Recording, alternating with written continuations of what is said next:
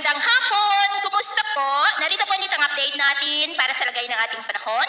Ngayong hapon po ng September 20, 2025. Sa ngayon po ay patuloy pa rin ang paglakas ng bagyong Nando habang nasa silangan pa rin ng Northern Luzon, about 638 km east of Isabela, nataglay ang lakas ng hangin na umaabot po sa 150 km per hour. Asahan po ang paglakas pa nito at bukas ng hapon ay posible na po yan na isang super typhoon habang patuloy ang paglapit dyan sa may extreme Northern Luzon at dito po sa northeast ng Northern Luzon.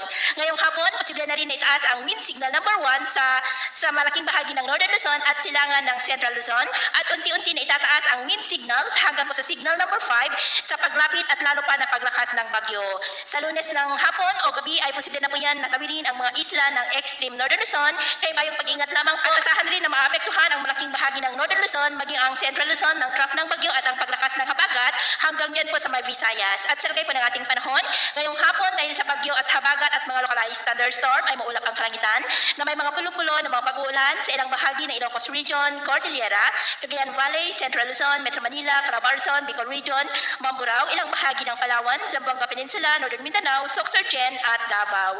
At mamayang gabi po may mga isolated rains pa rin sa ilang bahagi ng Northern Luzon, Central Luzon, Metro Manila, Cavite, Rizal, Quezon, Bicol, Mindoro, Northern Samar at Sorsogon maging sa may Davao. Kaya mag-ingat po